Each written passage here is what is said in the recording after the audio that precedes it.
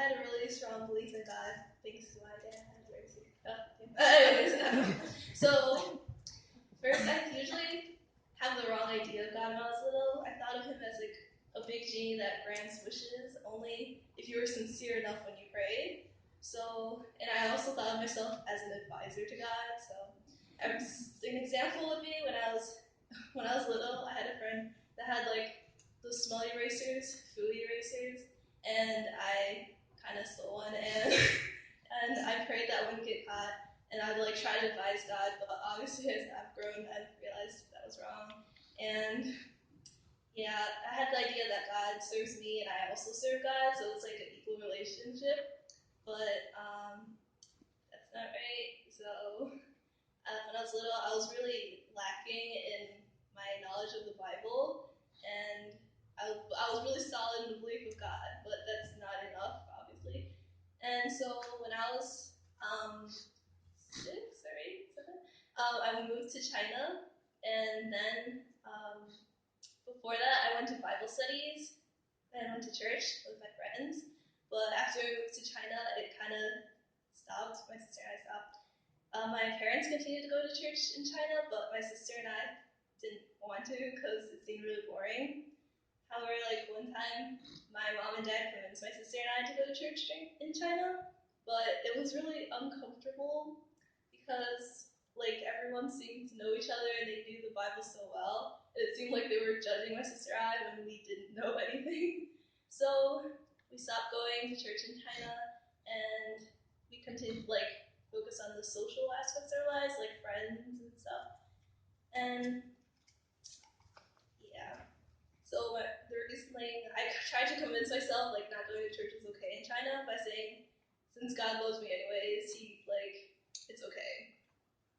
And so after I went back to America, I had many wake-up calls about how it's not a good Christian life I was living, because my friends, they were all seemed really motivated to go to church, and yeah, they knew so much of the Bible. I was like, I didn't know anything.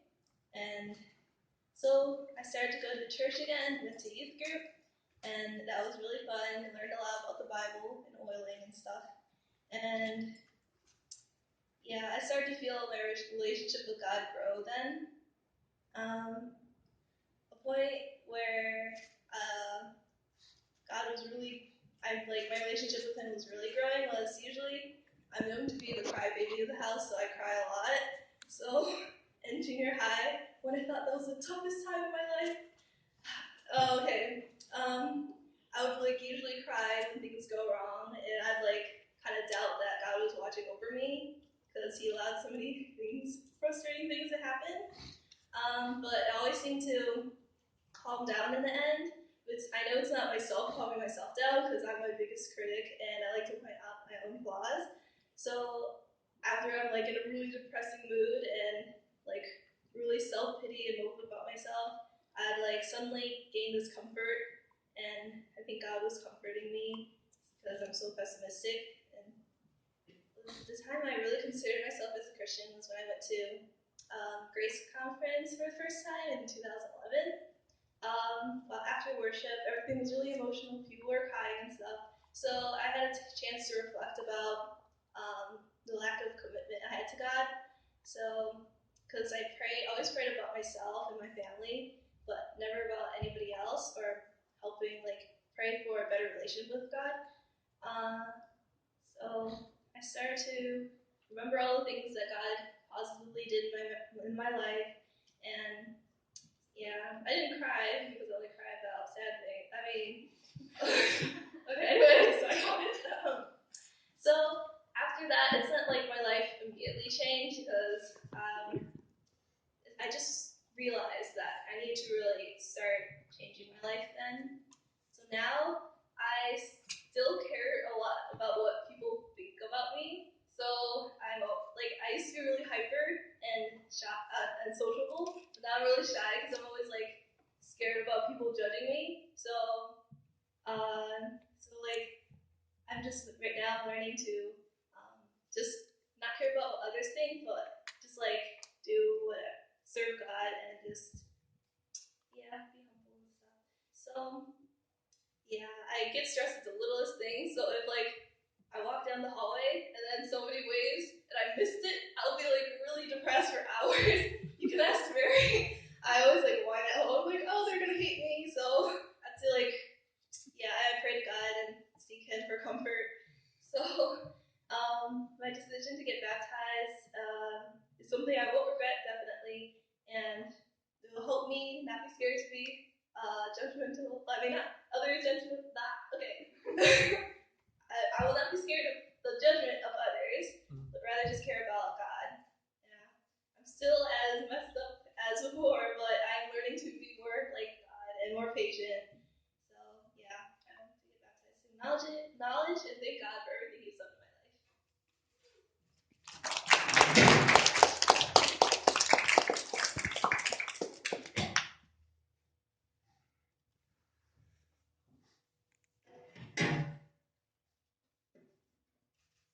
Okay, so Stephen already said, but for me, I was born and raised in a Christian family, so I don't really have any memories of life before I came to know Christ. But I was not what you would picture, like the well-behaved, good Christian child. I was a very special kid. I might have been quite the opposite. Let's just say, like, I was that one kid you like see and like slowly back away from because, yeah. So as a child, I remember my parents driving my sister and me to a church friend's house every Friday night, and we called Bible study. I would look forward to two things every time: playing with the kids and eating all the good food parents brought. So thank you. The kids would all go down to the basement if there was one, or a different room, and we wait until a parent comes and teaches us about the Bible. It was during Bible study when I would listen to all the exciting stories about Adam and Eve, Moses, Noah, the Ark, David and Goliath. And I would learn more about the Bible every week. And I believed every word, but I think it was just all purely in my mind because I kind of looked at the Bible like it was a textbook. It was true, but it kind of felt like school whenever I learned it. And what was on my mind the entire time and what mattered most to me was playing games. And my parents would keep bringing me back, and part of the reason I stayed was because of my friends. I wasn't the ideal Christian child at all because I would lie, cheat in games, and I even stole. I would not let anyone control my life. And I have this really good analogy for how I was as a child. It's like it's like this one time I was playing video games with my friend, PlayStation, and there were two controllers, but it was like a one-player game, so I like kind of pretended that like he was playing.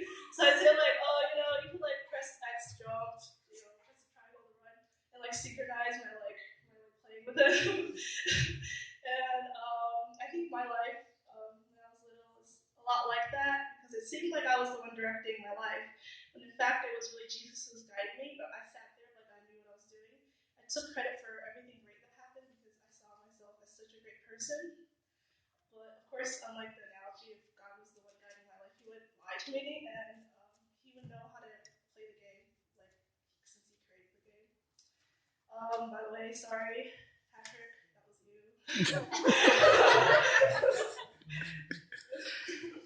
He still wouldn't figure out, even though Stephanie and I was laughing. He looked like he really believed me, so I'm sorry about that. I didn't. When I got to China, I knew you were lying. I lived selflessly for my own happiness for 2 years. I felt like I was growing up and I could make my own choices. Whenever church was even mentioned, I would avoid it because I would rather sleep, and there was no Bible study in China. So for 2 years, I lived a life avoiding God and failing to look up at the street and realize everything wonderful I had was a blessing from Him. I can't pick like a specific moment when I accepted Jesus into my life or really started seeking after Him. I think it was like a gradual, slow process where Jesus was shaping and guiding me through time. I do remember certain times though when I felt tested by God. Whenever I think of how I came to know Jesus, I think about the verse, all of us like sheep have strayed away. We have left God's path to follow our own, yet the Lord laid on Him the sins of us all. After I came back from China and throughout junior high, I went through several difficulties that made me feel very lost and stray off the path. I always thought I was in full control of my life, but at one point I started losing purpose of like why I was living or what my purpose was. And now that I look back on it, it might have been some kind of depression. I'm not really sure, but I started having more responsibility and I felt like I was hiding because the before high school, I would like stay in my room for 7 to 10 hours just playing computer all day. I had no life. Like I had friends, but I didn't talk to my friends. So eventually, like my body started reacting to how long I was playing computer and being locked up, and my body, like my fingers would start twitching randomly, and I'm like, what's wrong with me? So I looked on Google and I started like finding all these illnesses and thinking that I had Parkinson's disease or something. I was really scared. I thought I was gonna die. I thought I would die meaningless life because I reflected on my life and I'm like, oh, as a kid I was like bullying people. I was really mean. Yeah, I'm not gonna go to heaven. And then anxiety and fear made me realize how I was not in control of my life. And during this trial, I realized the limit of what I can do and how like I don't have a lot of control in my life. And the only one I could turn to during that time was God. And so I don't have Parkinson's disease. I went to the doctor trying to convince her that I had it, but I had vitamin D deficiency. So it's like I was locked in my room for so long that I didn't have any sun exposure. So I'm really blessed to have a supporting family, even though like they didn't seem to believe my finger twitching. Because whenever I like was by myself, it like twitched a little, and then like when I showed my dad, it was like this.